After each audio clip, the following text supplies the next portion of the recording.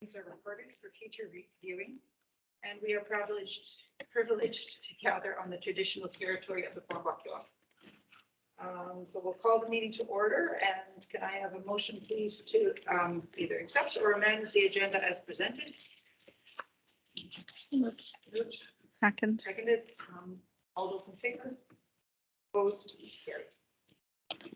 Okay. We'll scoot right down to item 9A, to our proposed capital budget. And I've just forgotten our CFO Brenda's last name. Johnson, thank you. I'd like to welcome Brenda Johnson today to the meeting. Be kind to you. You see that this is your first council meeting? No. And I'll turn it over to you, and then you can let us know where you've made changes differing from the other budgets that were presented, and then we'll go through the respective pages after that and give you the direction that you need. Debbie? So we want to agenda because I know most of you want to do that. Yes, we have. Sorry to interrupt. Does she need a mic for the people who are thinking?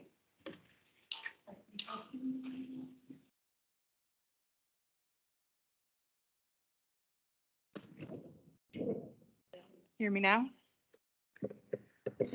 So I kept with the former CFO's suggestion, keeping with recommending 700,000 for surplus and using max of $800,000 out of the reserves and surpluses. I did include some considerations for next year with the operational budget. If you'd like to go through those first, then we can kind of have an idea of what we're looking towards. Does it need to be closer? Oh, no, I was just asking Connie to put the volume up, please. Okay.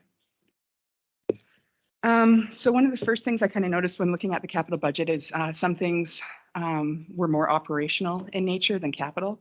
So I've worked with the department heads to move those into operational. So we will see an increase this year, but going forward, those things will be purchased kind of as a maintenance items rather than one big purchase at a time. So you will see an increase due to that. There's the election year this year, so there was $10,000 put towards that. There's new staff, which also includes not only their salary and wages, but computer equipment, phones, desks, things like that. So we have economic development manager, new museum and information center manager, and proposing possibly to have an administrative assistant for public works that will also cover the supervisor position for the pool during the summer. So something to maybe think about. Again, the fire department had increases moved over to operational rather than capital. The museum is new again this year, so we'll see operational expenses for that as well. Public works, so there's a wage increase this year in their union agreement, 2.5%, so that will be wages and pension as well. Again, everybody knows inflation this year. It was just said 5.1% in January, so I'm sure we'll see that effect here as well. And then also the downtown gardens were included in capital as well previously, but I saw a note that those should also be put in operational, so that will move there as well. So some of those things will have an effect on the operational budget compared to years past, so we will see those. And I think that's about all I kind of had to add to the former budget. So if you'd like to go through it, we can start there, and we can maybe start with the carryover items from 2021. So that's page 7. I kind of did a snapshot by department at the top, so you can see the balances that are carrying over, where the funds are coming from. And then we can kind of go through if anybody had any questions. So admin had some ergonomic improvements. There's some carryover still to go. So we'll be looking at purchasing this year. There was, for council, had an old school assessment for $5,000. I'm not sure if that's still moving forward. If you'd like to keep that on, we can come back to that. I think I should circle back as well. Kind of my request at this meeting too is if we can look at items and kind of maybe decide or have some thought about what things are going to move forward for the 2022 budget. So the old school assessment, 5,000. I'm not sure if that's moving forward or not, if you're still decided on that. The fire truck is being financed, fire hall upgrades through ICIP grant. Dean has gear lockers still to come. He did some electrical upgrades that have been completed. We're just waiting for the invoice to come in on those. Some gym equipment, and he has some rechargeable batteries still to purchase. The harbor shower upgrades, I'm going to touch on this for a second, but it'll come up in the 2022 budget as well. There's the shower upgrades, and I saw there's also the visitor center upgrade as well. And I think there was one more thing involved in that as well. But with the new museum manager on board, I don't know if maybe we want to consider going through the summer and assessing what the needs are of the visitor center and the harbor. Because what the harbor may think right now they need for the visitor center, the manager may have a different vision at the end of the summer. So maybe we sit on it for a little bit just to kind of see if that makes sense. The bathroom, showers, the upgrade to the visitor center.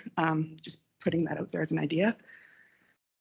Parking lot B, again, carried over surplus. The EDOC, the engineering still to come through. And Rebecca's still trying to get somebody to do the electrical schematic for $8,000. Down to the pool. Pool upgrade is basically finished. They're just waiting on final invoices to arrive, so should be minimal. Hemlock Street sanitary upgrade, still going on. And the Beach Drive mitigation, also a big project through grant. So that's kind of 2021 carryover in a snapshot. So we can move on to our next. So this is the proposed for 2022. And again, kind of a snapshot at the top by department, the amounts and where the funds will be sourced from. I have some questions about this document. Under administration, I see we have the replacement of the windmill, which we haven't discussed as a council at this point. We understood there was going to be an insurance claim. Is there's an additional amount of funds required on top of the insurance claim? Sure, yeah, I can talk to that. So the insurance, or I guess through the chair. So continue. Okay, sorry, thanks. Yeah, so there's an insurance claim for $16,000. We're thinking of the regional district has ordered solar panels, and we're thinking of doing a group purchase with them as well. So the cost will be a little bit lower. And if we do that, the $16,000, you don't always get a check cut for $16,000 from an insurance company. Most of the times they'll do it at 80%. You'll agree at 80%, and then you can go and purchase what you'd like to replace that item that was damaged. So we could do that way, and then we may run into some install costs as well. So it may be a wash in the end, but I've budgeted $5,000 in case we need electrical services, other things to install the solar panels. I don't anticipate it will be $5,000. I think it will come in a little bit lower, but.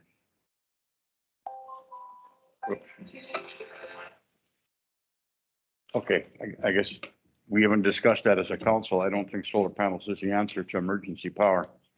And in fact, I don't think it isn't the answer to emergency power. Emergency power needs to be reliable. And if you're down for 7 days, you're not going to have solar power after 3. Right. So anyway, I'll leave that. So I wasn't aware that we were looking at something that was going to be no better than what we had. That doesn't make much sense. LED lighting conversions. Tom, this is the time to discuss these things, right? Mayor Wickstrom? I think that our CFO is still going through the items. Are you going to go through them line by line, or can I just go through the things I've highlighted? I wouldn't mind just touching on them so everybody can kind of see what we Okay. have and and then we can kind of discuss what's there. Sure. Sure. So the office as well, we're looking at a new phone system because the one that's there is a little bit archaic and probably could use an upgrade. Council, so these were items that were from last year, budgeted for the 2022 budget. So I'm just would also like a discussion afterwards as well if these things are still moving forward for 2022. So there was a cemetery expansion, town office repaint, office LED lighting conversion, the Hoy Bay development, and chamber renos. Within the fire department, so there's $49,000 that has been presented for parts that will go on the new truck. And in thinking about this, I'm thinking this should be capitalized towards the truck itself. And I'd like to go back to the financing agent and maybe include that with the financing, and we can take it out of using surplus for that. I think it makes sense because it's going to be part of the capital for that vehicle. So something to think about and discuss as well. Dean also asked for training ground improvements. He sent me an email about his reasons why. I can forward those on to you as well. Exhaust brake parts. This is for, I think he said the water truck. It'll be an improvement because he's just relying on the brakes that he has right now. So this will be an addition capital to help the truck. And then the enclosed cargo trailer is for when they go to other fires, say like in Zabelis or other places within the community, and they need to bring additional equipment. They're not using personal vehicles. They can take their things and go with them. So then the harbor, there's the E&O dock replacement, $700,000. So this is the Cadillac version of replacing the dock. So I've asked Rebecca to go back to the engineers and see if there's a different kind of some other solution to this, because that's quite a large expense. Security cameras, Harbor Offer Visitor Center Phase 1. So again, I recommend kind of waiting on that to see what the needs are. And then Harbor Dock repairs for insurance purposes. That's a continuation kind of last year. Just bringing everything up to grade so that things are okay with our insurance. Public Works. So the Harbor Fire Department, Harbor and Public Works, their capital requests are all in order of priority. So Beach Drive legal, these are soft costs that weren't included in the grant, legal, etc. Schoolhouse Creek tree removal, campground danger tree removal, new sidewalk installation, Phase 3. They're looking to put fire access into the Kinkham apartments. The town office front door for accessibility. I'm hoping we can get some grant funding for that.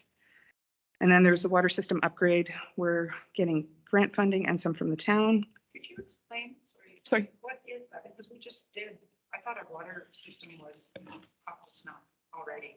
And so do you know what that water system upgrade, 1.2 million? So this was, I found in one of the notes. Can you speak to this? Isn't this that one we just had the vote on to do the 300? It wasn't, I thought that was storm sewer. I didn't think it was water. In the notes? Stormwater, not water. We're not, Yeah, our storm- water I think system it is was done. stormwater, 'cause our water Okay. system- No, this This was, is water. water system upgrades. This is the grant that McElhaney's doing on our behalf. Yeah, and sorry, can you explain what that was again? Or I can go over my notes. I'll go over my notes. It's fine. I just thought I that think we it had- had county millions and ours was all up too, so. But I think it had to do with the system was built here, then they expanded here, so they added here and it was getting it all so that what happened last summer, the potential for that is negated because it would actually be a planned system as opposed to a bunch of piecemealed pieces. That's what the grant was for, I thought. Okay, Tying it together. thank you. Okay, moving along, sanitary sewer repairs. I suggest taking this out of the sewer surplus. Paddington, Quetzino, storm sewer upgrade, maybe taking it from general. There's a water chlorination study that's required. I think we can find grant funding for that. The airport well seal and upgrade, as well as rehabilitation. Swimming pool, tank lining, general as well. The steam donkey repairs, I think we can probably find some grant funding for that as well. Pumper 1 enclosure through surplus, and then the storm sewer reserve and sanitary sewer reserve, moving some funds to the reserve. That's kind of my suggestions and kind of recommendations for what was presented to me for capital projects. All right, let's go through the different sections on the sheet, please, council, and we'll start with admin. Comments on the items here. We've got replace the windmill and the phone system.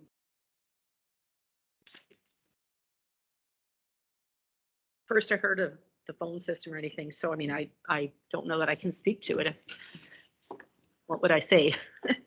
So, I think it's probably, if it's needed, it's needed. Speaking as someone who is in an office with an old Nortel system and let me tell you, we're not getting quoted $3,000 to get our system redone. But if that assessment of moving into the old school is completed, then this is going to change it. So that would be one of those, keep it on there for a line item in case we have to spend a thing. Replacement of the windmill. Obviously, we're not going to put another windmill in, I would hope. I think that was unanimous. And I don't believe that anybody's come out with anything better than a diesel generator or a larger gasoline generator to provide reliable power for the duration of a severe power outage, which is what we should be planning for. So solar power, relying on batteries, which cost us a small fortune just before the windmill crash. I don't believe that's a solution. It might be a green solution, but it's not a workable one. So I think staff needs some direction to provide a backup power system that's more reliable than the one we had. It doesn't require batteries and servicing batteries to keep it alive, and that will last for longer than 3 or 4 days, whatever we can afford to buy batteries for. And batteries are not cheap. Don't we need to replace the green with green though? Wasn't that, I'm sorry, say that again? replace the green with green? I thought that was part of it. I agree, it's not necessarily the solution, but I thought it was a green one. We had to replace it with something green. And then we still may need a diesel generator. Well, if we're gonna put, I didn't think we could put the insurance money towards a diesel generator. I'm sure we can. I don't know. It's backup power. And if we're gonna use the battery system that we have, then all we have to do is buy a charger. We don't need solar power to charge those batteries. We already have electricity. And when power goes out, solar power is not gonna keep it going anyway. Buy a couple more batteries and just buy a better charger. But I don't think that's the solution either, because we need a long-term guarantee. We're the command center. We're the ones that need to be operational when this down goes down from an electrical point of view. So we need to have something that's as bulletproof as we can make it. Nothing's ever perfect. So I'd like to review that. We do have a mobile generator as well, correct? Yes. Yes, that was going to be my point. Thank you. So I know during some prolonged outages, the regional district has been able to remain functional with their solar. I think solar's come a long way personally. Councillor Down? I guess maybe my question is the replacement only to have it there for backup power? Or are we looking for something to be able to operate and utilize day in, day out? Minimize our hydro, you mean? Yeah, absolutely. Is our current system, do you know, CAO, is our current system set up to bring our cost of our hydro down? I do believe it's available for that function. I'm not aware of the schematics. I seem to think that my office, where I sit, is actually run off of the batteries. Much like in the regional district, I know that the Administrator Fletcher's office is run strictly off solar with no hydro backup. If we were to go that route, I don't think it would be difficult for us to set it up in that regard. So then back to the other point, it would be for on this item as well, would be if we do relocate the town office, we have to think about what the next use of that building, which, you know, I believe should be for seniors, you know, what would be best in that scenario. Point though that I that we had talked once about the senior center and it not being down at the old school because it's in a tsunami zone. And so that is something that we have to take into consideration if we are talking about relocating our town office. Our town office is also the EOC, and then we're relocating it into an area that's considered a tsunami zone. Just throwing that out there. The ground sits a little higher than probably most of the businesses in town, so.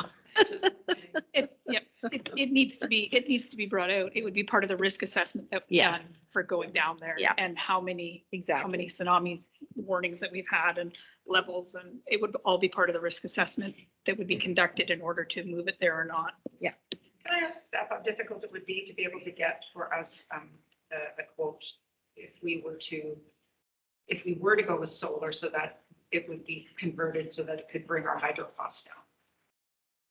Is that an easy enough ask? Thank you, through the chair. Yes, I do believe that that's a fairly simple ask. It's not uncommon for solar power to be used around the communities now. I would entertain a motion for that if council was, because it could be something that could be used for the senior center as well. Could you declare your motion? Be to have staff receive a quote for converting the current system to be able to minimize our hydro costs through use of solar power. Okay, I'll second that. Discussion on that motion? Just to get a quote, yeah, no issue. Okay, call the question. All those in favor? Opposed, carried. Okay, moving on to the council section. I think cemetery expansion was something that our public works said was necessary. Not sure that that is. Feel about that.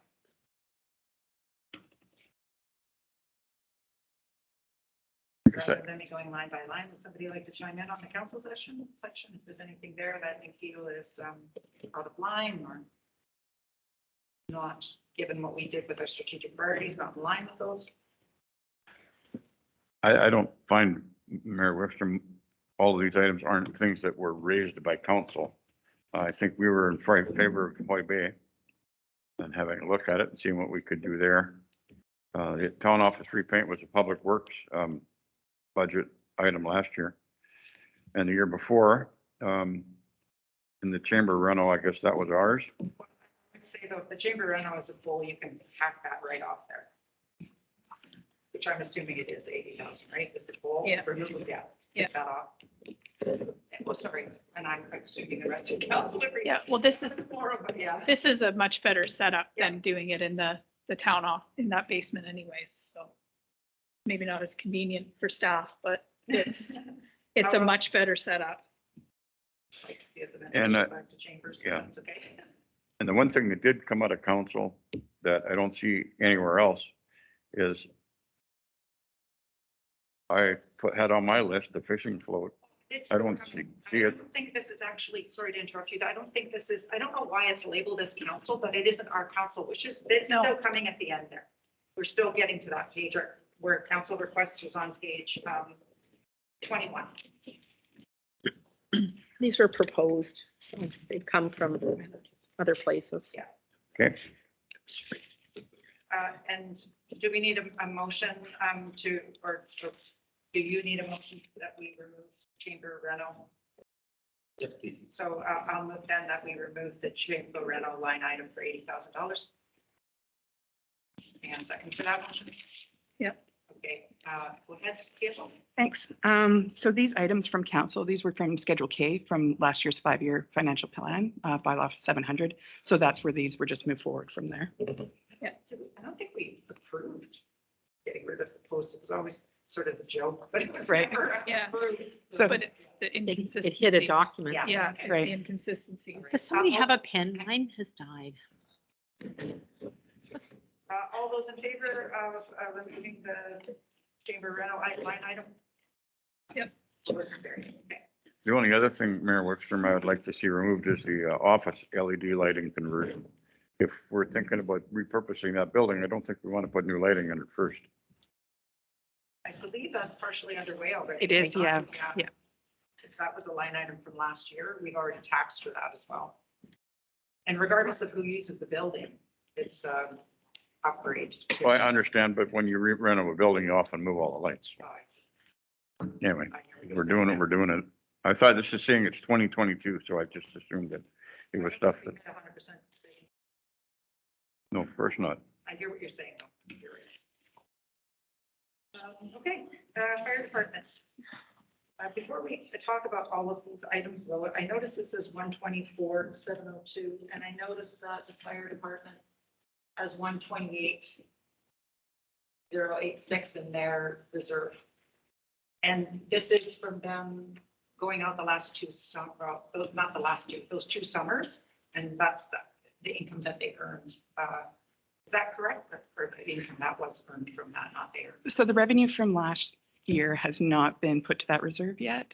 I'd have to look at the year before to confirm. Oh, okay. 100,000 of that 128 still has to be used for the pumper truck. Oh, okay. So there will be a balance of 28 once that 100 is. But you're saying there might be more from that fund, what was paid for the use of our fire truck? I'll have to look at the accounting and I can send you an answer. Okay, thank you. My thought was if there was enough in there that would cover their requests. Any other questions on the fire department section? I guess I'm trying to figure out why, when we approved the fire truck, all the known costs that were going to be associated with it weren't included, and that 50 grand for equipment was obviously known at the time the truck was ordered, that it didn't come with the equipment that was required. I'm not sure why it wasn't presented that way, and I'd like to see in the future, because this is the second time. The first time was the water tank we bought, and it was 20 grand or whatever we paid, and then it needed almost the same amount of money in repairs before we could use it. And that wasn't brought to us in advance. And I don't like that. I like to make a decision based on all the information that's available at the time. And I know that 50 grand had to be known at the beginning, or some large chunk of that. It wasn't a mystery that it wasn't going to come with all their equipment, because it did take them long to get a list out. So I'm not in favor of any excess. We got the most expensive fire department in Canada per capita right now. And I think that that's not necessarily a bad thing, but it is a thing. And, you know, we're going to ask for $57,000 for the training ground. Exhaust brake parts, I don't know what that's about, a cargo trailer and so on. I think that we need to look at some of this stuff belonging in operating, not capital, and some of it being put on the list for a little bit longer term, and have a plan not to exceed a certain amount of % of our budget for any one department like that. Because we're getting pretty hammered here on fire department expenses, and I think we need to look at where a lot of our effort is going. I look at a number of structure fires, which is what our fire department is primarily here for, and it's the least amount of time that they get to spend doing their job. And I'm not suggesting they're not doing their job, they are. Maybe we need to be looking at funding from other sources besides taxpayers, because that's where this all has to come from. Port McNeil taxpayers for looking after the highway from Wass to Port Hardy or whatever we cover. And that's costing us a big chunk of money, and that's part of the reason why we need all this equipment, I guess. But we're not getting anything for it. And now we're talking about, let's pay the volunteers that have to take time off of work or who show up. I'm not sure what the plan is there, but another cost going to be added to our fire protection system that I'm going to be careful. Curious, Councillor Mitchell, you made the statement that we are the most expensive. Do you have a database? I did, yeah. I looked it up 2 years ago. I went and had a look to see what the per capita cost for fire protection is. We're right up there at the top. And when we brought it up at that time, we realized that there was a huge amount of deferred, I don't know, maintenance is the right word, but equipment underfunded. provision and updating had been deferred for a long time. But now we're into year 4 of catching up. So I think we just need to kind of back off a little bit and make sure that we really need to do every one of these things, and some of them maybe can wait a little bit. Because there are other projects that would be nice to do in the community, and we've only got so much money. Councillor Barron, did you want to speak to the accessories at all? No, I wasn't involved in the quoting of the fire truck, so I'm not sure. I do agree with what the CFO is saying, though, that it should go back into the capital purchase of it, and it should have been there in the first place. So I'm not really sure why that happened. Yeah, exhaust brake parts, like, why does that come onto the capital, or is that, you're saying it's the same thing? Yeah, the water truck is a capital item, and that's going to be a piece that's going to be affixed to that truck. And it's an improvement to that truck to provide a service. So that's why it's a capital? Yeah. Okay. There's certain criteria to make an item a capital item, and it has to meet 4 criteria, and that meets that. So Okay, thank you. And so once we get that total, if it wasn't transferred over, there may be more in reserves than 28,000 that could go to these items from the fire department reserve. there would be a balance of 28,000 after we purchase the truck. at Yeah, this right now. possibly more if that. Yeah. Correct, yes. Okay. Go ahead, Councillor Devon. So I pulled up the document that was in our 5-year plan and I note on here that we had EDOC replacement and we did park that 260,000 as, you know, at the time of that budget, we estimated 260 for EDOC in 2022. And here we are being given E and ODOC replacement. And we had anticipated, as I said, the 200 and change. And now we're looking at 700 and it's not EDOC, it's E and O. So I guess I'd like a little bit more information about how we went from E to E and O and from 2 and change to 7. So just some background to understand that Yeah. expenditure more. We had a harbor meeting on Tuesday night, and I know that Rebecca was saying when they did the piece that they've just done, one of the, maybe it's O, one of them floated to the top as having more issues than they realized. And there was also, she was saying that she would like to have not a pelagic report done, but not necessarily like a diver going down. They needed something kind of in the middle because they don't actually know the condition of the docks. So that was something that she was speaking of as well, was to get a different type of study done that actually gave us, because pelagic didn't, I don't want to misquote. So anyways, she wasn't comfortable saying this is the order of the docks. And there was discussion at the harbor committee of getting that information together and the harbor committee actually starting to be involved in those discussions as to what got recommended to come back to council for replacements and why. So the harbor committee is doing that, or the harbor manager just presented it to the harbor committee? Harbor manager was going to bring the information, Okay. and then with the knowledge that was at the table, I'm assuming she's going to bring recommendations when she brings that information, Mhm. but then the knowledge that's at the table was going to say there's other considerations or what have you for where to go from there. Okay. So I guess my follow-up would be is that I can understand that we've had a report one way, we've had a report another way. It'd be nice to have a report from staff to say, Yeah. this report, this like date to whatever, 2020, this person, this, however, here we Yeah. go. Like something more, and I mean, that's more of a direction to staff, but that's like, if I'm going to rationalize an expenditure, it seems like we pay for reports and then we Yeah. pay for another report before we act. I'm Totally tired of paying money on reports, so let's get the work done. agree. So, Do you want to make a motion then to direct staff so that we can make a better decision on this item? uh, I think more information.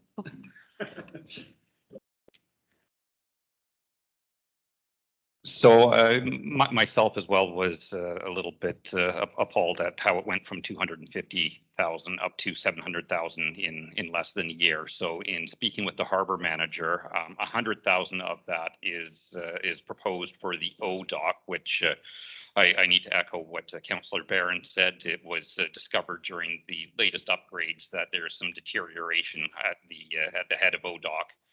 That needs to be repaired, and the McElhaney engineers are having a look at that right now.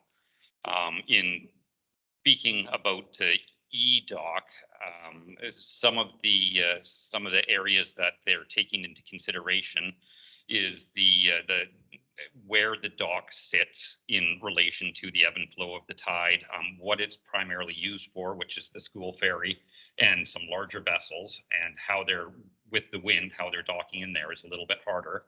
However, the $600,000 quote, as our CFO said, was the Cadillac version. It was a concrete dock with steel pilings and bumpers and, basically all the bells and whistles. So in seeing that it was, such an expansive price, I've had our harbor manager go back to McElhaney and give us more reasonable costs. So we went with timber frame instead of concrete, traditional timber piles instead of steel piles, and see if we can bring that cost down a little bit. And I was quite frank with the harbor manager that $700,000 is the bulk of what we have to spend on capital for all departments. And so we really need to bring that cost down. So those should be forthcoming. This has just been in the last week and a half that we've had this discussion. No decision to be made at this point till that information comes forward. Thank you. So I'm just curious what the cost recovery is on providing, because the main purpose for that dock is school free. The bulk of the time, that's what it gets used for. And are they providing us with any reasonable amount of money that's covering the cost of us providing that for them?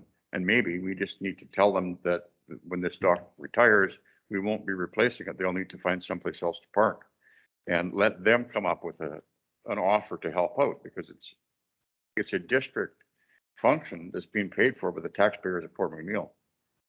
It's not right. We shouldn't be funding that and paying for the whole thing ourselves. We paid engineers to design that dock 11 years ago or whenever it was they put it in. And it was supposed to be for that purpose. And now we got a report from engineers saying, oh, it was the wrong material, the wrong construction style. All these things are wrong about the way it was built. So it makes me a little nervous about relying on the experts to come up with a good solution. I'm just a little concerned. When they just take a shot at the last expert they did it. So that dock was originally built specifically for the ferry. Do you know that history? No, I'm not aware I of don't that want to make the history. assumption. Unless, Yeah. There was talk about it on Tuesday night, and I don't think it, if I remember, Mr. Anweiler specifically said it wasn't built for that, and they tried to beef it up a bit to do it, and there was something about floating logs. There was a whole discussion about it, and then there was some human error that caused some damage, and, you know, it just kind of went on and on. Just to staff, there is revenue that we receive. Is it about 26,000, or do you recall what the revenue is on that? Or have I got the wrong? It's the tugs do we only get revenue on tugs? That's correct. Yeah, the tugs are the only ones that, well, and RCMP are the only ones that hold a separate contract. We have a contract with the ferry. did you bring a contract forward? No, they've opted to just be treated like a normal commercial vessel in the harbor. I wouldn't disagree with Councillor Mitchell. Mitchell that perhaps it's time that we have a chat with them about it. An awful lot of money coming out of our general revenue.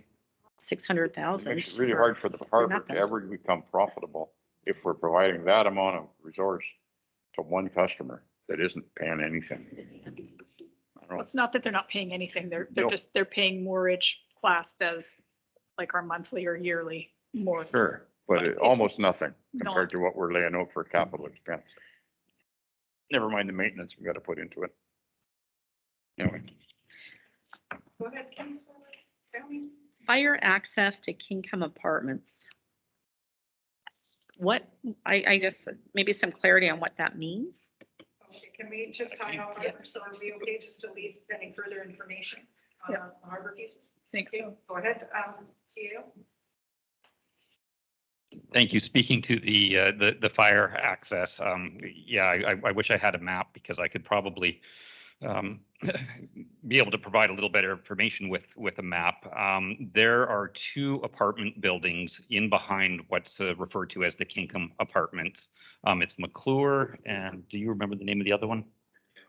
Port McNeil Apartments, where there's only one lane for emergency access, and it's not even one of our roads. It's just a fire access lane on the south side of those buildings. There's no practical access from Campbell Way.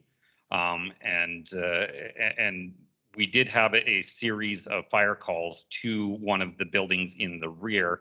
And during those calls, the fire department found that where they had to place their vehicles was blocking access for any other emergency vehicle, so ambulance, RCMP. And so we had a look at the area, had a conversation with RCMP. There's a direct line, laneway going from the fire hall through the RCMP parking lot to where those rear apartments are. So in effect, all we would need to do would be put in a gate and just a very small ramp to have now 2 accesses to those apartments in the rear.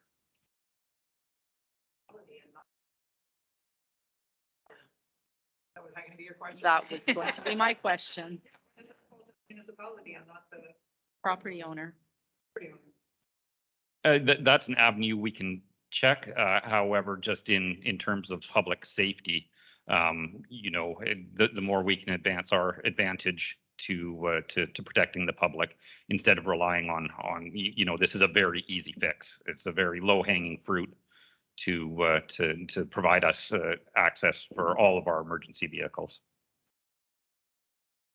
So this could be, Precedent setting. well, and way back in the day, like I'm just thinking of the property up there, like that has to be, when a subdivision plan comes in, those things have to be high on the priority list for consideration when we get to this point where we're accepting development permits. Like this sort of stuff should be done at the time of development, and it needs to be a foundational consideration that, never mind parkland, like fire access and being able to turn around, and that emergency access needs to be in there. I guess to follow up on my first question, is there not an onus on the property owner? I mean, we have our fire department that does building inspections and so on and so forth. And is this not something that would be found to be deficient and something that the fire department could bring forward to the owner saying, we responded to a call, we have noticed that there's this deficiency and this needs to be rectified? I'm still struggling with why it's a municipal and not an owner piece. I'm not at all negating the fact that it needs to be a second entrance into there. Just help me through that. Thank you. I'm no lawyer, but I'm sure that both departments would argue that there is an access egress to both those apartment buildings. The fact that it's, not conducive to our emergency response, they could argue is not their issue. I would suspect that their insurance company may have a say. Yeah. I would, that's a pretty easy one. Publicize it, and whoever the insurance is, it'll get flagged that way. So I struggle putting in 20K for somebody else's, to guarantee somebody else's property to look after their assets if they're choosing to leave them unprotected. But in defense to them, if they are unaware, if nobody has contacted them to say, look, this is what's happening, this is what we're seeing on the ground, your asset is at risk, this is what we'd propose, this is what it'll cost you. Yes or no? You can't blame an owner if they don't know either. Mhm. So. Has the owner been? And it's been that way for 25 years or longer. Yeah. So it's not like it's just all of a sudden propped up. The building's under new ownership though in the last number of years here. So Oh, it keeps turning Absentee over. What I owners. mean is that situation's been there all along. It's Yeah. not a new situation. yeah, Your pleasure on that line item. I'd cross it off myself. I'd strike it too and let the staff approach it from a Different, yeah. from a different perspective, such as communications and put the onus on them. Put that in form of a motion, please. Either Baron or Councilor Down. Motion to strike And direct staff to. strike fire access to Kingcom Apartments from our proposed budget. That's the first motion. Okay. Second for that motion. Sure. All- Now, just that question Yeah. from this budget line process point of view. If we did alert them, start some communications, and it came back as a bit of a cost share thing, do we have to have it on here so that we could do something? We have a reserve fund for, what is it under? We have a reserve fund for roads and sidewalks. But it I- still needs to be in budget. It still needs to be. That's what I'm asking. Just, does it need to be? Correct. It still needs to be in there, even if we have reserves, or can we address it then partway through and adjust our budget? Okay. Then I have no issue striking it but the direction needs to go to staff that we want to see a. So structured there was one, approach. that would be motion number 2. Yeah, okay. Yeah. All those in favor? Carried. So then I would move that staff send communication to the owners of the property advising of the mishaps, present a solution, possible solution, and the costs associated with that. The letter would also, well, the letter I would hope that, so that's the motion. And then, of course, I would hope that the letter would explain, you know, the rationale, make a case for their better insurance rates, whatever, so. Any second for that motion? Sure. Anyone, or all those in favor? Opposed? Carried. So I have a question about the campground danger tree removal. I struggle with this one because this should be done. Like every year, there should have been danger tree removal or inappropriate tree removal. Because it might not meet the standards of a danger tree, but would just make sense. So as part of running the campground, like as a project, this should be there. Now I understand now we're at a spot where there's a whack of them need to go. But if we're going to continue with the campground next year, and I mean, we have a new CFO, so maybe this could fall into your purview as well. That has to be part of that's not a surprise, right? Same as, same with Schoolhouse Tree Creek. If we're gonna keep that creek and there's a cost to maintaining it, like why do these things, and maybe it is a capital thing that I just don't understand, but why do these things kind of keep popping up? Why are they not just Part of the it? public work budget, And- a line item. And to my thought right now, if Derek was here, I'm sure he would say about the old nature trails.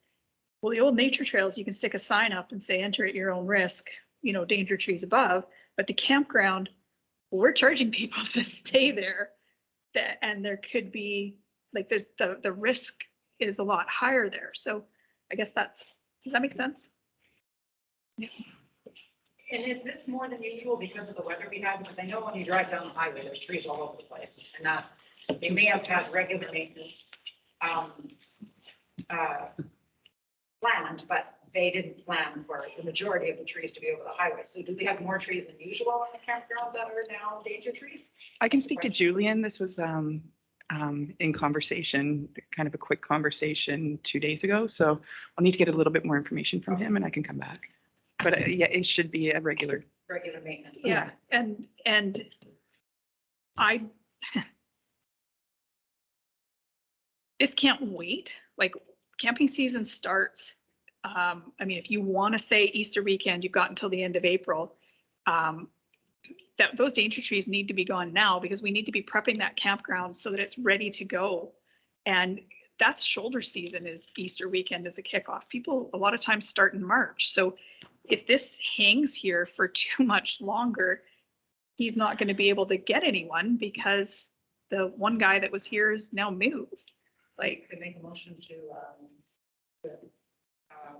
Immediately. okay, well, then I make a motion to approve $8,000 for danger tree removal in the campground. Second that. any further discussion?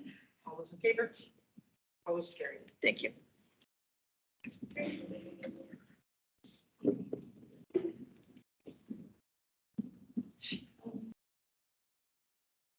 I guess just going down the list, things like the town office front door, you know, probably can, pending a discussion as to whether or not, you know, the office. What page are moves. you on? Just at the bottom. Page 9. It's under the public works. I was hoping to find grant That's under funding for public that. works. Oh, sorry. Oh, you have grant, oh, well, yeah, find grant funding, I mean, you still need a front door. Yeah. It might look different. Let's take the grant funding and look for just the taxing items.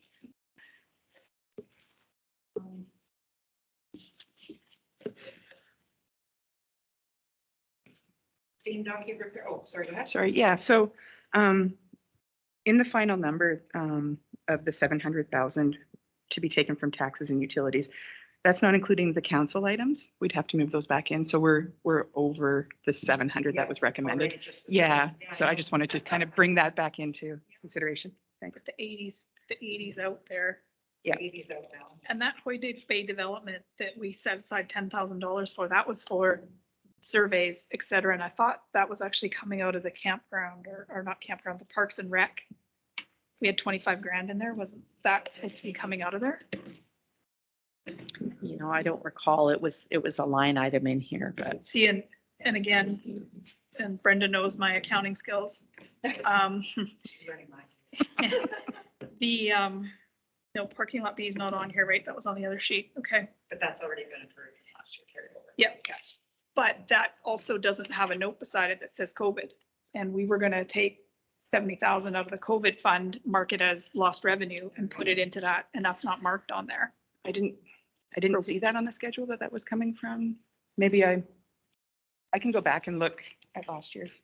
It's not just you. It's been like, that's a question I've been asking for a while. Okay, so it was approved, 70,000 for COVID? Harbor, Okay. Harbor B, Yeah, yeah, it was under, I believe it was under lost revenue. under lost revenue. At that time, that year, Yep. Harvard did lose revenue. Okay, And we didn't have to prove how much revenue was lost. We just had to allocate it as lost revenue. Lost revenue. okay, I'll update my notes. you're talking parking lot B? Yep. Okay, well, I guess maybe it's best then that we skip over to the, to our asks. Because, yeah, shape. Print gets We're already smaller. over, I guess. The print gets smaller. Okay, so that would be page 21, 24. And, okay, Page 21, sorry.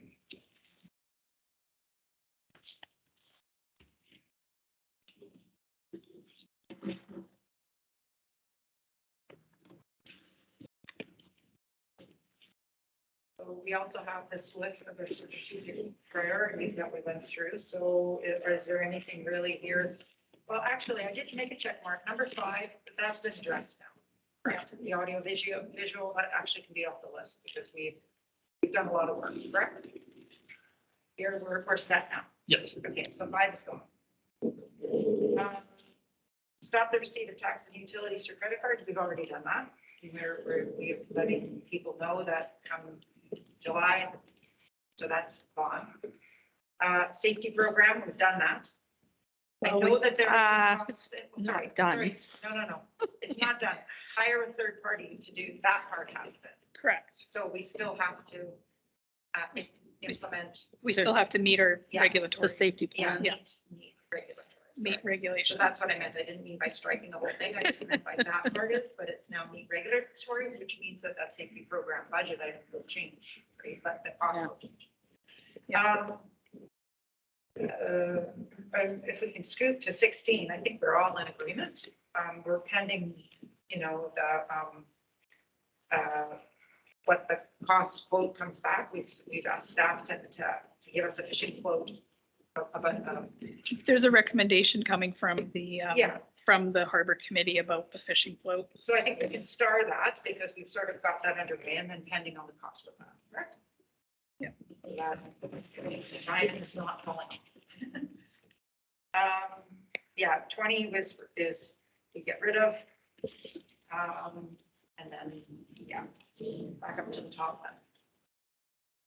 So based on what we talked about strategic priorities and what everybody's throwing on the table here, bike park or skate park? My opinion, this can be something as simple as a small pump track at Robinson Park for little kids too, right? Which wouldn't cost a lot and could come out of our Which is- recreation budget. Which is item 22. Too. Oh, yes, so those two go together. I don't know, what's your thoughts, council? Well, I think we had a real group of people last year who were rallying together. And I mean, they were willing to get the GoFundMe going and, Yep. and get going. And we haven't harnessed that. We have someone who's supposed to be a council liaison. We don't have a committee. I agree with you, Robinson Park, I think would be a great little spot. But I also kind of think that maybe this playground here could be maybe ixnayed and campground expanded down below to the bench, and maybe that campground looks a little bit different because it also has a, you know, an office on it where people are checking in and out for a campground. Like, it just feel like some of these, we need a plan. Like, what is the Yeah. plan? Like, Yeah. is this playground is older than I am? Is that meeting today's standards, and is that the standard that we want in our town, or do we want all our playgrounds to be, you know, recyclable plastic and Safe. rounded edges and, yeah, so I mean, it's kind of hard to So what I hear you saying then is, get a committee going and, well, yeah, there's, I think we have a committee, we have a recreation person who's on it, and then the park study is a priority because that's determining, okay, what parks are useful, what parks are not, where we should have them, how they should be upgraded. And that could be done by a group. needs to be a plan. In conjunction with some. Yeah, as long as our council liaison gets on there, because they seem to be unawares of many activities.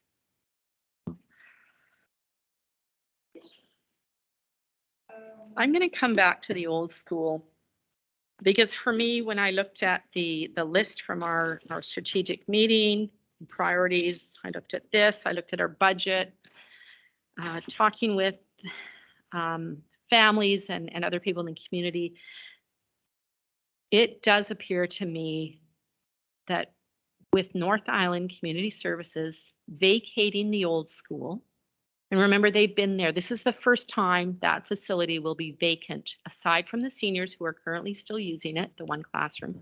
In all purposes, it's vacant. We've never had an opportunity to go in there and do anything without causing major disruption. We know the old school needs heating, needs a roof, windows replaced. However, to its credit, it's on flat ground. It's in the center of the community. It has the square footage available to offer community health, to offer our town offices, to offer rentable meeting space. And the other thing that we haven't talked about is their ability to have a facility where people can go and rent space. Right now, Kids in Motion shuttered their operation. The equipment is sitting in a storage facility, not being used. The schools during COVID did not allow user groups to go in and use them. So any activity you wanted to do, you are not allowed to. However, and when you could do that, the only way you had access to those facilities is if you were willing to pay for a school district employee to be there during the hours that you were renting the place for. So it was a cost, and at the will and goodwill of a school district employee who was willing to give up their extra time to do that. We have a gym that's attached to the old school. That's a great opportunity to be able to rent that out to parties who are looking for space without necessarily having to have all the restrictions that come when you have the school. We have a climbing wall at NIS. Same thing, it's not being used. So we have a gym, we've got space, and I know that young families are looking for places to gather indoors. So for me, everything goes back to the old school, really, you know, what is the best use of it? I one time was an advocate for tearing it down and removing it. I don't feel that way anymore.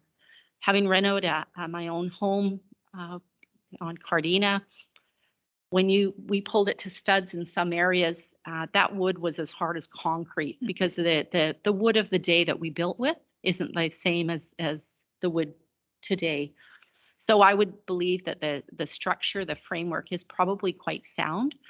And I personally would like to explore that, because if that happens, a lot of these other things are addressed and they just kind of fall into place if we focus there first and lay that out. It addresses offering the seniors a place to gather near that, near where the housing is currently.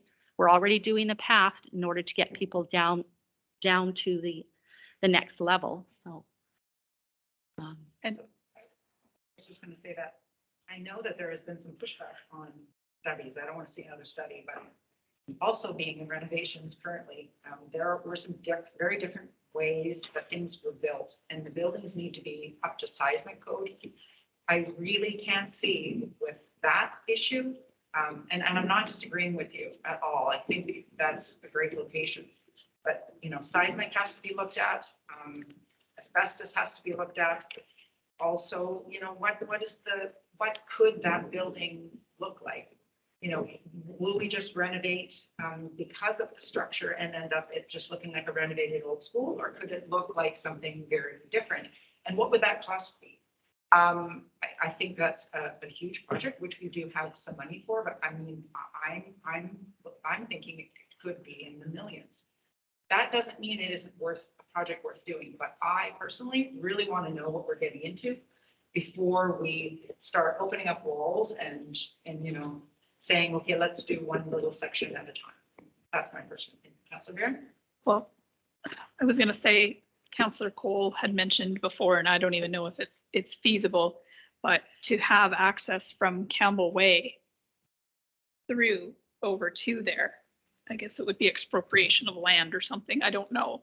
But then you've got that whole green space that's in the back too. So if you had some other accesses on the school, you know, you could put some bathrooms, public bathrooms in there that could be locked, you know, like sectioned off and that. If you're looking at a new building is going to be 22 million, or you can do a reno and make it look different. Put some beams or posts, you know, like you could for 2 million. Well, you know, which way does it go? But I think there has to be a real clear, defined, targeted strategy here. There's a risk assessment that needs to be done. There's the needs of staff. I mean, CFO Johnson there is saying, hey, we need to buy more computers. We need to buy more desks. Okay, well, what does it look like? How many offices do you guys need? How many of them need to be offices? How many need to be cubicles? And then do you need a boardroom, which I would assume would be kind of council chambers, but then do you need like a small meeting room? You know, like even just getting that. And do you then hire someone to do that? They will go to staff, get staff's needs. They will be conversant enough that they can walk through with the building inspector and possibly walk through with a designer and say, hey, what does this look like? So that we get something put back at us as opposed to. And there's the public piece too, right? That would come into it. What does the public want to see in that building as well?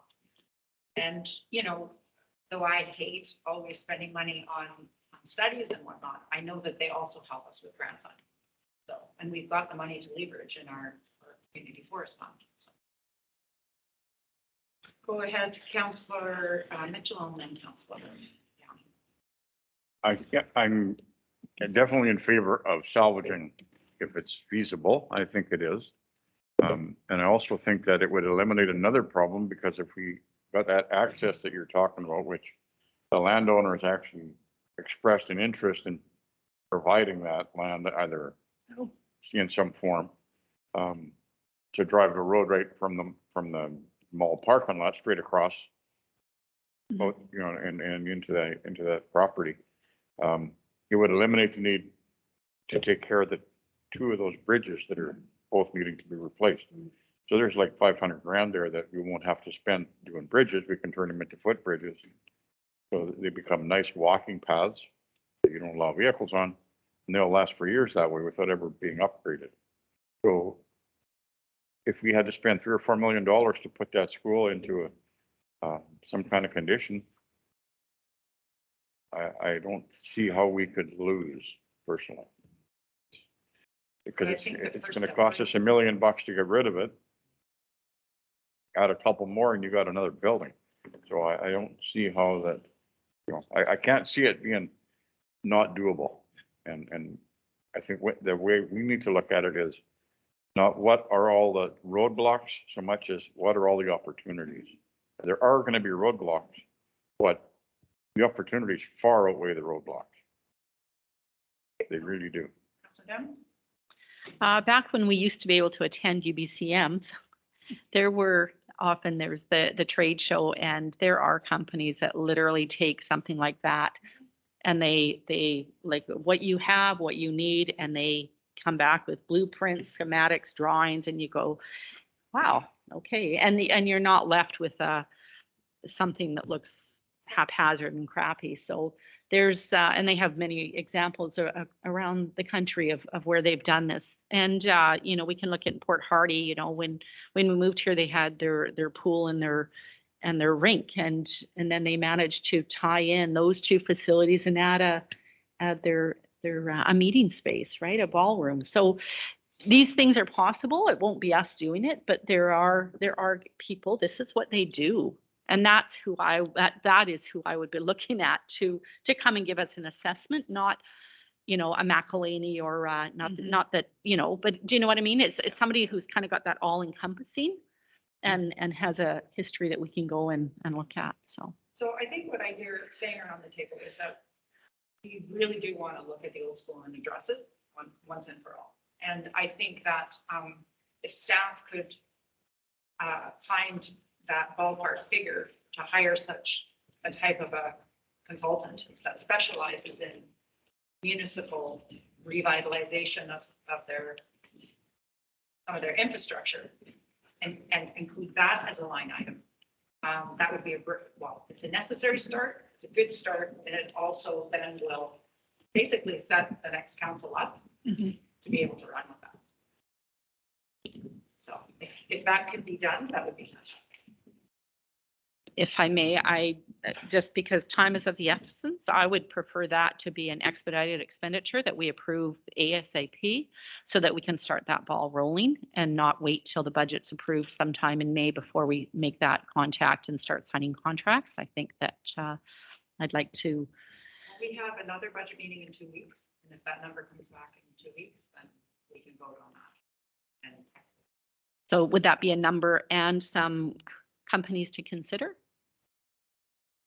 Attached with companies for consideration? Very short notice. yeah. Yeah. If I have any old UBCM stuff, I might be able to track down some companies because I was always amazed by what they could do. But You need a motion for UBCM that? should have that access information. Yeah. Can you capture that in the discussion what this, or Councillor Downey, if you want to repeat that? Through the chair to Councillor Downing. So should we have the motion read that staff prepare an assessment of the costs and prepare a list of potential contractors? No, it's a very specific type of contractor that we're looking for. Yeah. It's a very specific, I mean, you said it, revitalization of municipal Yeah. facilities. If they're on the trade shows at UBCMs in the past, it should be, UBCM should be able to direct you to. Yeah. this, yeah. Just we're looking for a cost for that to include in the budget so that we can. Hire somebody to make the to provide an assessment for us.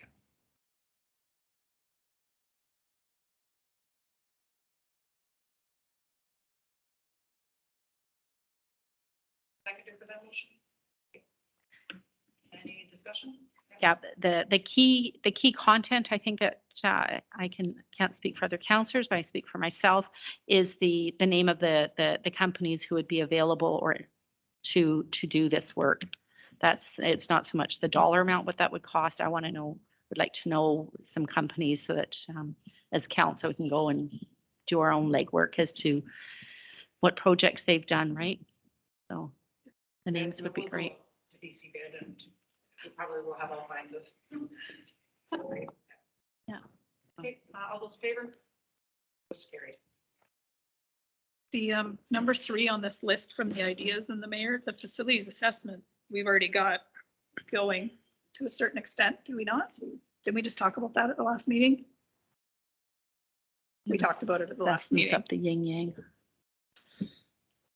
You've spoken about it. However, there's been no direction because it's still sort of hanging out here as a budget item. So there has been conversation about it, but staff hasn't received direction. Didn't we just talk about it at the last meeting and say we weren't going to apply for the because you came forward with, to apply for $35,000 with the grant money for facilities.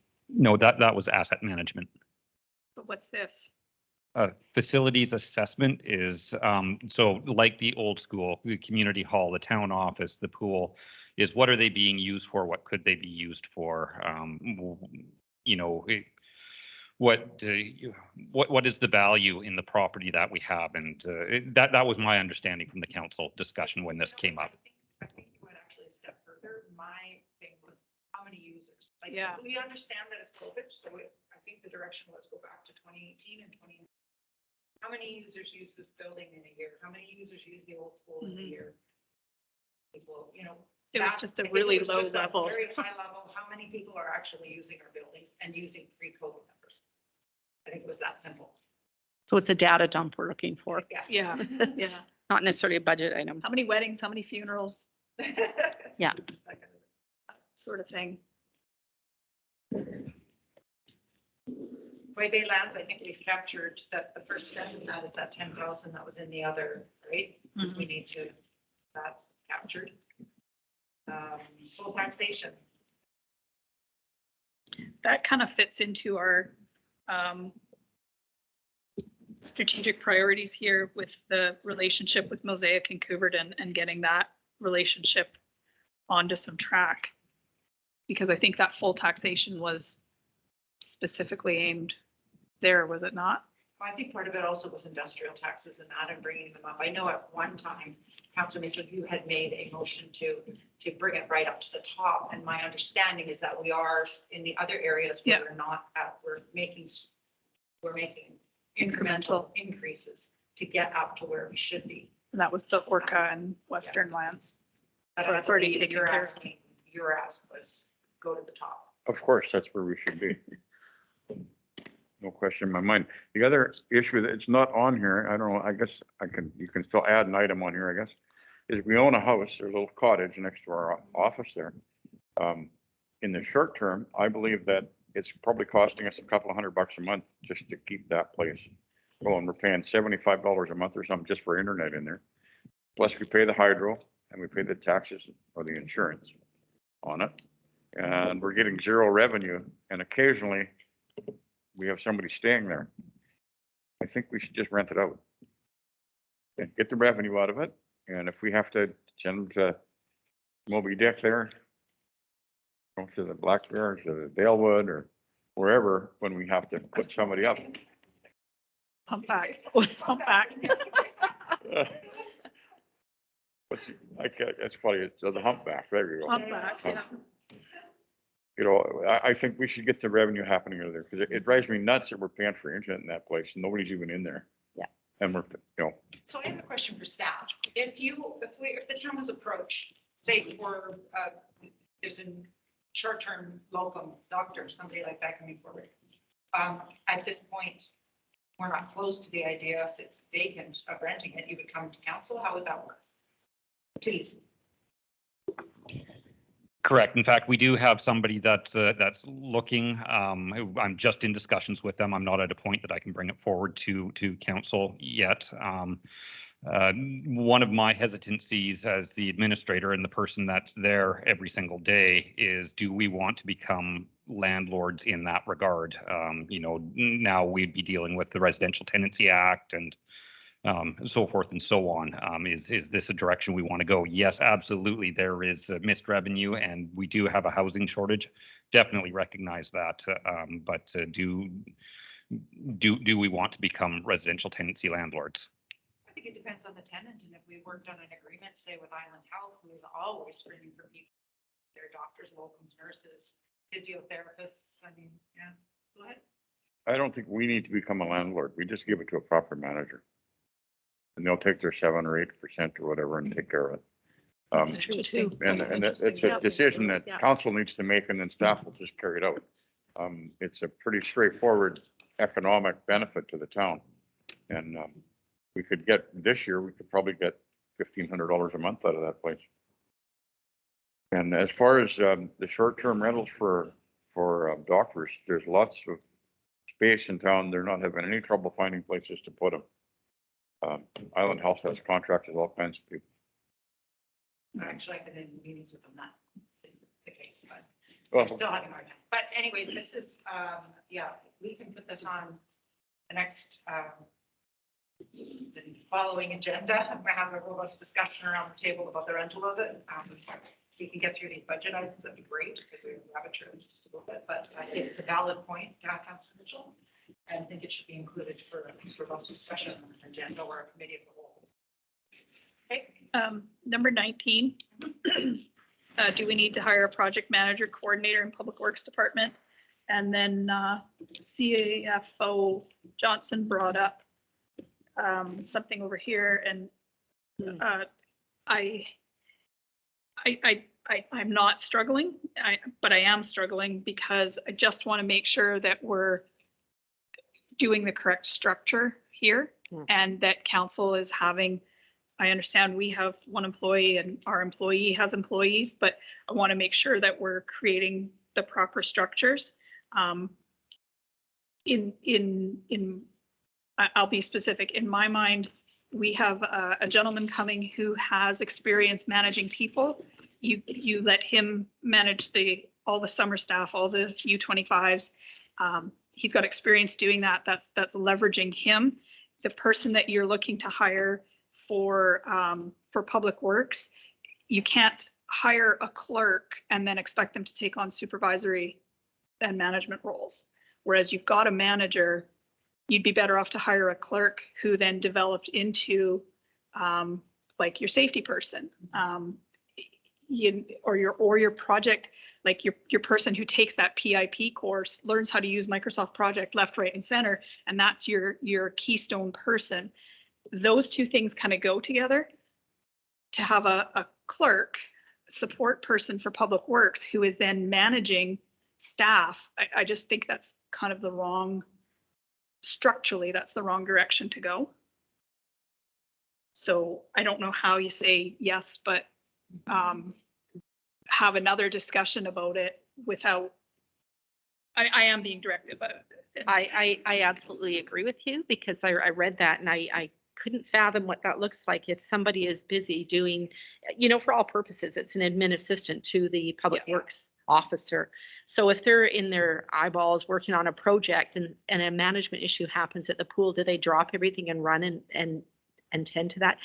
To me, that's not coherent. They don't mesh well together. So, if we need an administrator for Public Works or a project manager, then let's hire for that. But to marry the supervising students at the swimming pool is a different kettle of fish.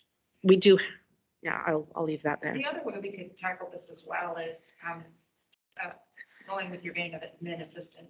We have some safety deficiencies. Some issues that coming out of the report that now need to be set up. So perhaps a short-term contract, and then that way we would be able to see how that might work into that office structure. How, they've got a specific task they go with, and then when it's never completed. I know it's always ongoing and you're always doing updates, but it gives us a snapshot without committing to a full-time employee right off the bat. So you say, let's budget for 6 months, having somebody come in, assist the town in that capacity, predominantly Julian, because I would imagine a lot of the safety things are going to fall under Public Works. And then we can make a decision after that in the next budget. That's my thought. Go ahead, Councilor Mitchell. I was just looking at the census numbers that came out this week, and we're basically flat over the last 5 years, which means that the trend is reversed. The town is starting to grow. So maybe, we don't want to necessarily lag our administrative staff to the growth. We want to be a bit ahead of the curve, but I think we don't want to get too far ahead of it. And when we're considering all these different grant opportunities that are here, every one of those things brings with it an administrative load.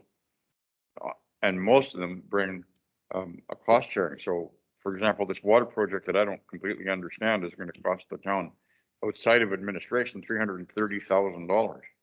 So we're going to get a grant for 1.2 million or whatever the number is, if we get it. And there's $330,000 plus engineering costs and administration of the contract and all those things that we have. So I think we need to watch how many grants we take advantage of because they're costing us money. And even though our population base is turning around and it's starting to grow, we might get ourselves in a pickle in that we got to raise taxes to cover the overhead, the structural overhead that we're creating. And once you do that, it's really hard to walk it back. So I think we really need to be thoughtful about increasing permanent full-time staff, which we've already done. When for years, we somehow managed with what we had. So maybe we got to look at what are we doing that's creating this extra load and start backing up a little bit. Because we're not. How do you feel about a shorter term to help get through some? I think that's a great idea because there's you can budget for that. You can say, hey, in October, we're out of money for you. Bye. So where is that, on which page, just to back it up, it was on one of your pages. Page 4 of 24 Right at the beginning. is where I saw it there. Yeah, it was on, it was like a It was, summary. it was just page. a line, Right a here. comment. Yeah. Page 2. There we go. Or proposing to 404. hire, yeah, whatever that is called, but more for a short-term contract and perhaps if a dollar figure can be defined to that.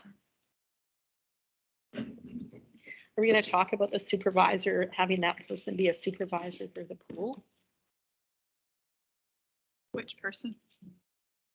The admin assistant to Public Works. I firmly feel that it should be the new position that we just hired.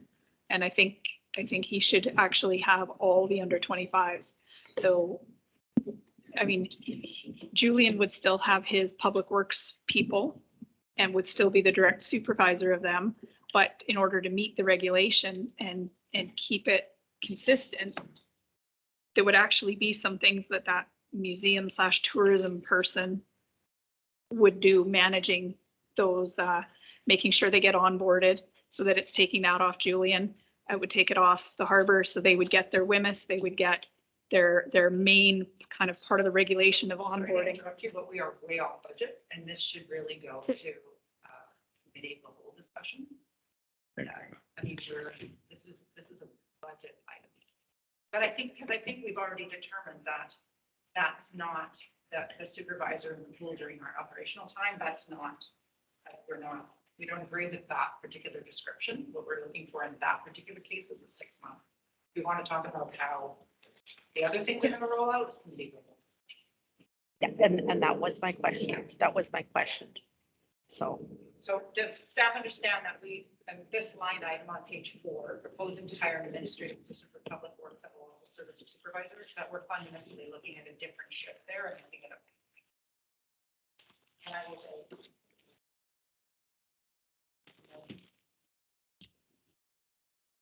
Okay. Don't know, we've gone all over the place on this particular. Because, Number 11 on there, I know it was my thing, so I will just say, I actually wanted COVID money for that. So, I mean, we should be having another discussion where we actually get the COVID in the buckets with what we've spent laid out and go forward with that.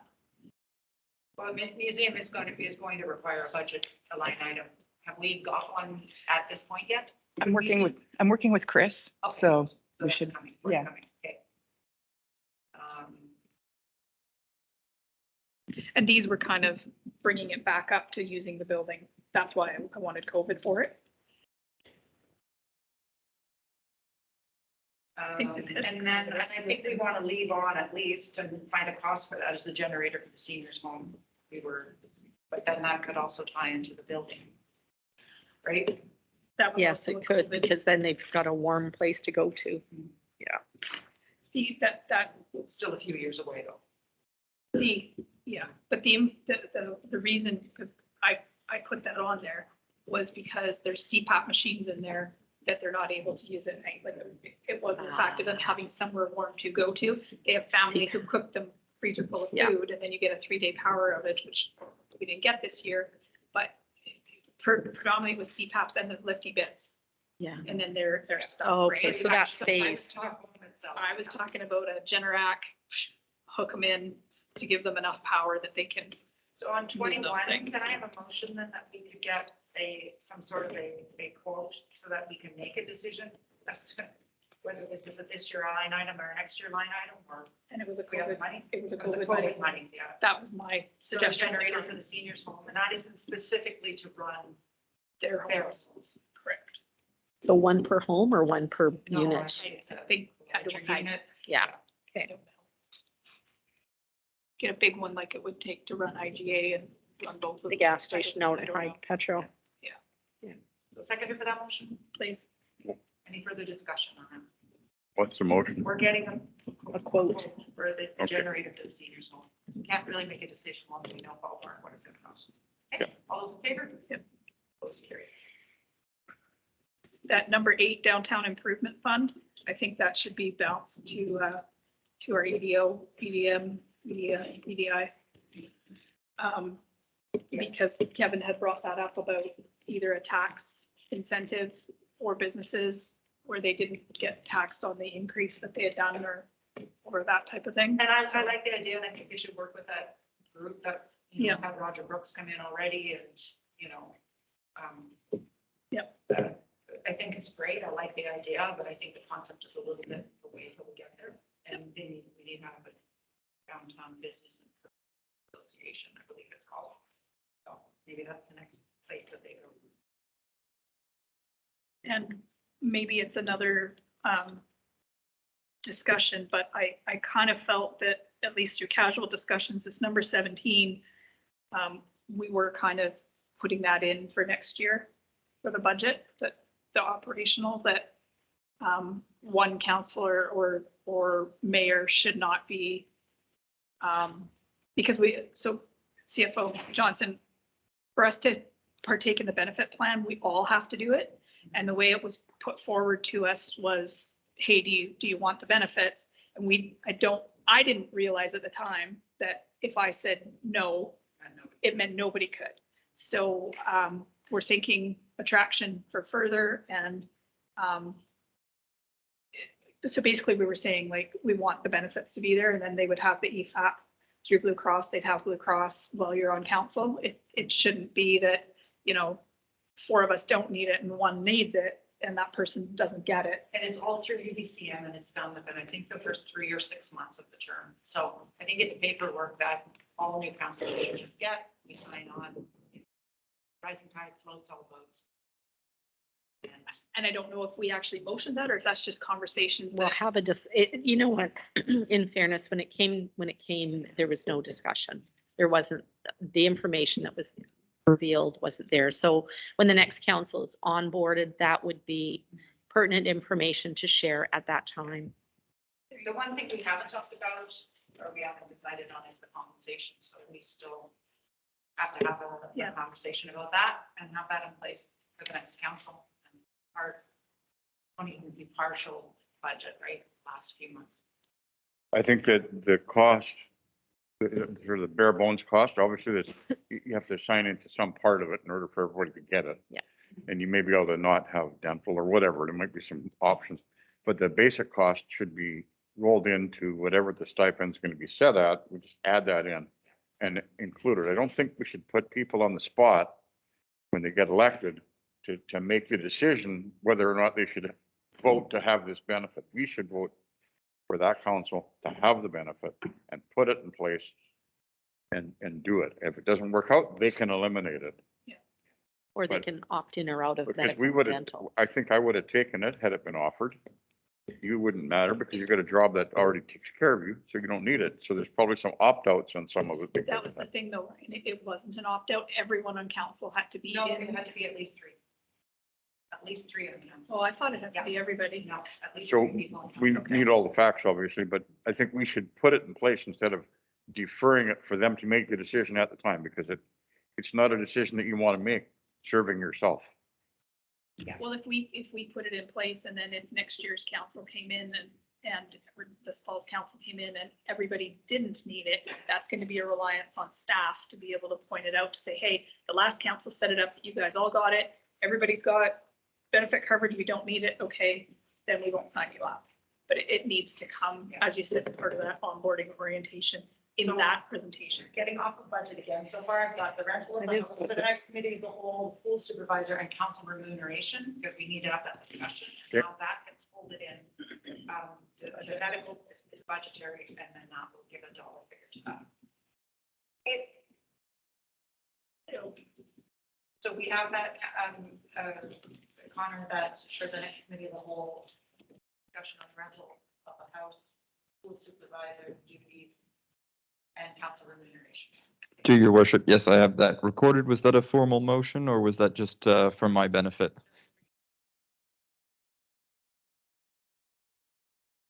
Very good.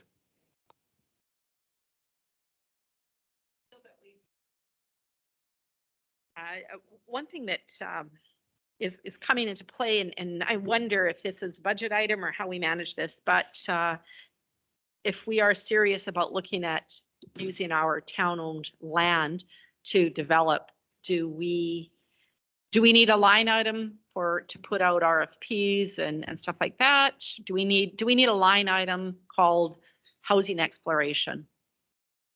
I don't know what all that is, but I'm thinking, okay, do we need a line item for that? Does that come under operational? Well, it should be operational, really, I would think, but I don't know. That's why I'm asking the question. It's okay if you guys need to discuss this and come back, just. the- Yeah, for next. As housing is concerned, we have chunks of land that have no plan at the moment, so how do we forward on them? I think might be something that we could discuss as part of a strategic priority, more so than under the umbrella of budget. Creating an RFP costs really nothing other than staff time.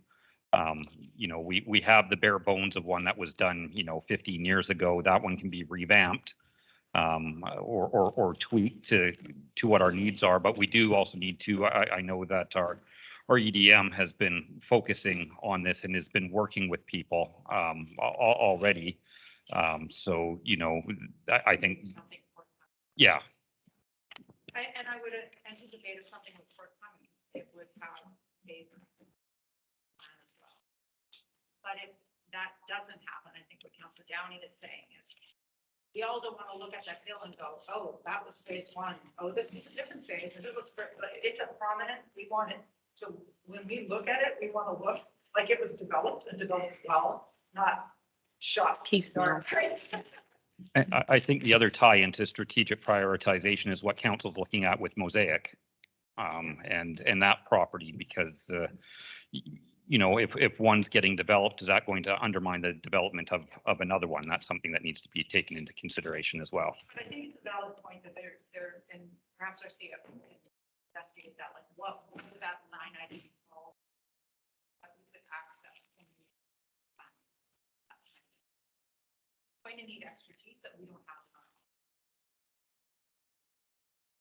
Okay, feel that we shoot enough on the things. Do you feel that you have enough right now? Chew on and come back? Yeah, can Councillor Downey just expand on that a little bit more, what you're looking for? On that last line item that we're trying to decide? It's actually just a question for us to develop our town-held owned properties.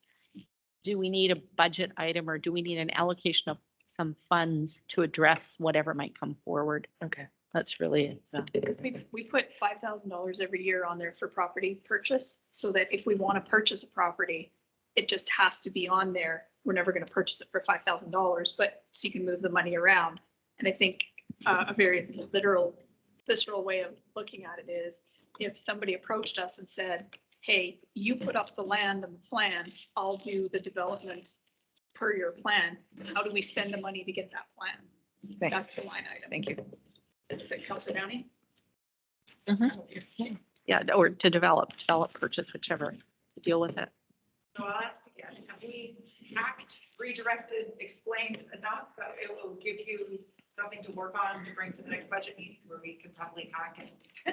Yeah, I think you've given me a bit to work on and look into. Yep, thanks. Was there anything else that Mayor Green can say for the community? Okay, can I have a motion then, please, to adjourn?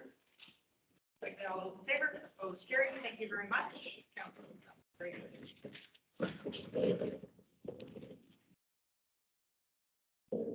Turn your microphone off.